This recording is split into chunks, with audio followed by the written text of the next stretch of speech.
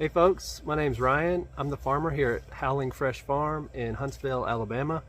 And I wanted to do a video and give you 5 tips, things that we do here on the farm to get our seed started and off to a really good start. I've learned these things the hard way over the last 5 or 6 years, and I think it's important, so I wanted to do a video. And at least, hopefully, if you get something out of it, great. I want to start doing some videos, just some more educational stuff, things that we do here on the farm, and that would be excellent if you could follow and like the video. If you get anything out of it, I'd appreciate it. So let's get started. Alright, the number one thing on the list, it's the most important, seeds.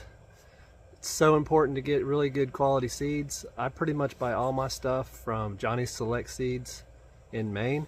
I've gotten some stuff from Osborne, but I really think that if you get a good high quality seed, you're going to see better germination rates and healthier plants, and then you can always do fun different type varieties of things. So pretty obvious seed choice. You know, if you grab a pack from the store from wherever, it may not be the newest, freshest seed.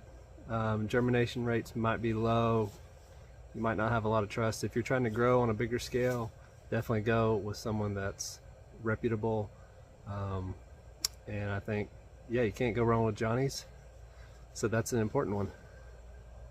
All right, the second most important thing is picking the cell size tray for the type of seed or type of plant that you're growing. So definitely, I've tried all types of trays over the years, cheap ones, expensive ones. At the end of the day, you kind of want something mid-range that's pretty sturdy that you can use year after year. So I feel like it's more important to go ahead and invest in something that's going to last me a couple years than have to buy it every single year. It's just one less thing I have to do. So let me turn this camera around and show you some of the cell trays. So this is a P200. I get these from Bootstrap Farmer. These are sturdy. They're not like super flimsy and cheap like some of the ones. These are awesome. So P200s I usually mainly use for lettuces, arugula, spinach, things like that. And it's so important. These are basically my 2 sizes. So basically 2 P200s I use for everything, like all my greens. And then this is a 72 cell. So these are from Bootstrap. This is going to be everything else, pretty much. Tomatoes, peppers, eggplant, all my kales, even my cucumbers, squash, zucchini, stuff like that. So you can just see all the different trays that we use, and it's just, this is another P200. You have to be careful because sometimes P200s are, if I can get this undone while holding the camera, some of these are shallow. And I don't really like these real shallow ones. So you have to be careful when you buy them to know that it's not going to be this super shallow plug, because you can see the difference. You can see the difference on this P200 from Bootstrap and then the P200 from this other place. Much shorter plug, and I don't like that necessarily. I like to have the root ball a little bit longer, a little bit bigger, a little more soil. So that would be the second point. I think tray size is important. You can always pot up from 72s to like a 4-inch pot. That's what I'll do with tomatoes. Once they've reached their max out of these 72s, I will pot them up. If you have any more questions about that, just let me know. All right, moving on. Number 3, I think is the most critical. Over the years, it's another thing I've tried to cheap out on. I'm telling you, I've tried everything locally that is available from Lowe's, Home Depot. It's just finding a good seed starting mix is so important. And once you find out what works for you, stick to it, because this is the most critical step in my opinion. And what I like to use is this Pro Mix, I get it from Ace Hardware. It's my local Ace. So this is an organic Pro Mix. It's OMRI listed, which I'm not certified organic, but I like to stick to as many OMRI listed products as possible. And here it is right here. It's just really soft and airy, and yeah, I think that just makes the world of difference. It's got peat moss, cocoa coir, perlite, gypsum. It's got some organic fertilizer, limestone, and mycorrhizae. I feel like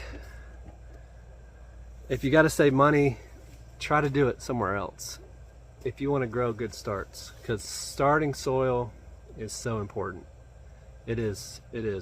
So one thing to note, that when I put the soil in the cell trays, I could do another video of me actually seeding these trays, but when I put the soil in the cell trays, I put the seeds in the soil, and then what I do is I come back with right over the top. I don't do soil back over the top, I do vermiculite. This is a mineral. This is going to hold in moisture, and it's also going to act as an insulator on top of those seeds for germination. So that's a rough cut vermiculite. You can find it on Amazon. Yeah, it's important. I think that's another critical step. That was another critical step in starting really good plants. So that's number 3. Soil, one of the most important. Number 4, we're moving right along. So number 4, I would say, is if you don't have a germination chamber, you can make one. And not everybody's gonna have one, and I've gotten by without one for all this time I've been farming. So I can go over here. I'm gonna show you my DIY fridge. So this is just a regular old garage fridge that I have converted to a germination chamber. See, I've got some trays in here that I'm waiting to pull out. And what you do is you get a crock pot and you fill it with water, and that is your heating agent. So then you've got a heating and cooling agent, and then this is what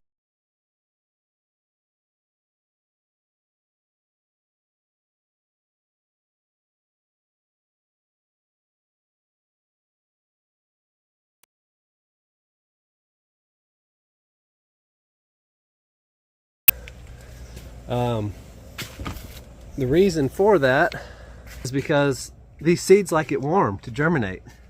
You can read on the packet, but each seed variety has different optimum germination temperatures. I found that 80 is pretty consistently a great temperature just for everything, so I don't have to move it around a lot.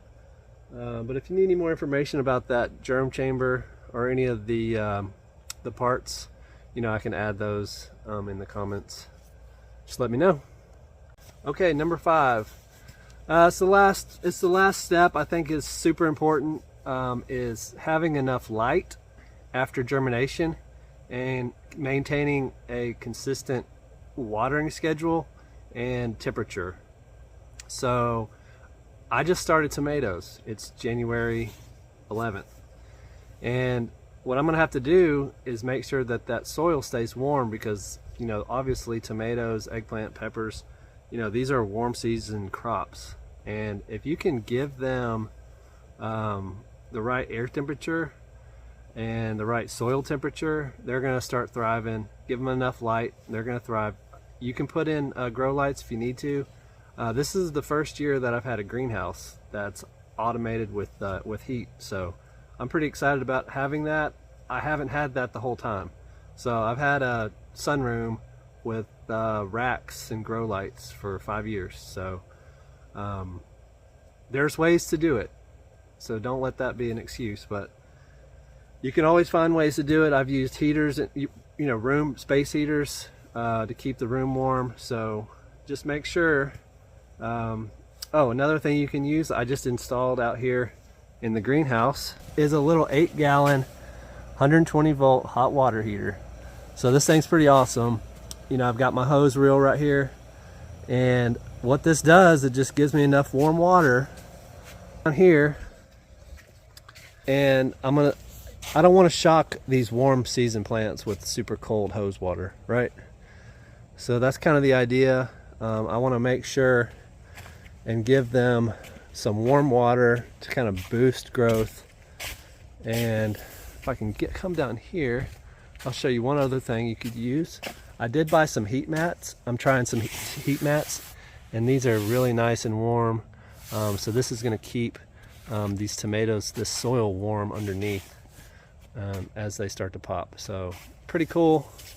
There's lots of different methods, but yeah, hopefully this has been helpful. It's hopefully I'll get better at making videos, and I can sort of just give some of the things that we do, some info on things we do here at the farm, and yeah, help you guys out however you need it. Just let me know. Thank you.